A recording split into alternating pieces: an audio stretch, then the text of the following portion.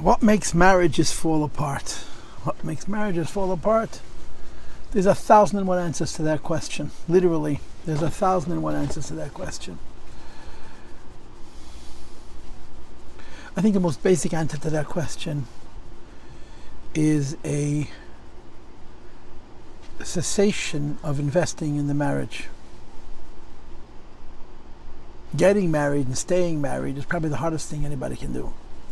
It's probably also the most worthwhile thing that anybody can do, but it's probably the hardest thing a person can do. And it works because you're committed to the marriage and you keep working on it. Like my father says, and he's really right, it's common sense, that for a person to be married, they can't be married to a person. They have to be married to the idea of marriage, which means, by definition, it's not going to be perfect. What makes a marriage beautiful is that it lasts, and that you live together and you go through all kinds of experiences. Some are very wonderful, some are very painful, and some are very benign. And you live through all of those things together. And like the Rebbe told Mrs. Hannah Sharfstein famously, that's where the love comes from. The love doesn't come from a young boy meeting a young girl and getting excited. It comes from living together and going through all kinds of experiences, good ones and bad ones and ordinary ones. And that's where the fusion, that's where the union develops over time. Every couple, the longer you're married, the deeper the marriage is. But you have to have that constant, that you're committed to the marriage, meaning it's not only what I'm going to get out of the marriage, it's the dedication to being married that makes a married couple be married. I was once in Manhattan for a Shabbos, and one of the shluchim told me that in Manhattan everybody's single. I said, people married, no one in Manhattan is married. He said, no, many people married, but they're all single. I said, so what does that mean? And he says, they're all single. And after saying it a few times, I understood. If two people get married and the attitude is, what am I going to get out of the marriage? It's not a marriage.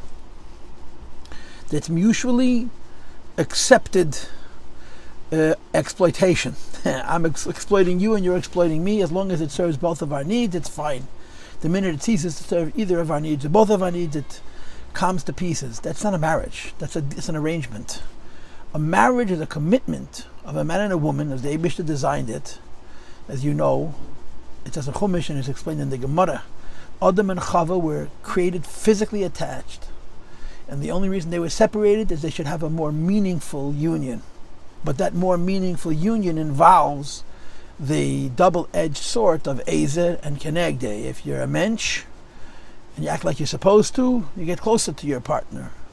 If you're not a mensch and you don't act like you're supposed to, so then the involvement with another human being in such an intimate way creates only unpleasantness, kenegde, combativeness, and all kinds of other not pleasant things.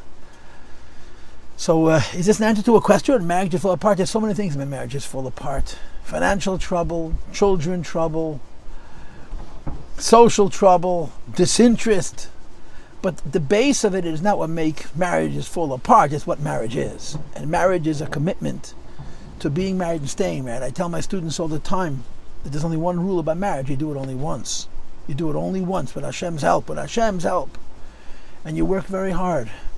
And you have ups and you have downs, and you have good days and you have bad days, and you have big fights and you have little fights and you have medium fights. But you're committed to the marriage. And if both he and she are grown up and prepared to work, with Hashem's help, over time they become incredibly, incredibly close.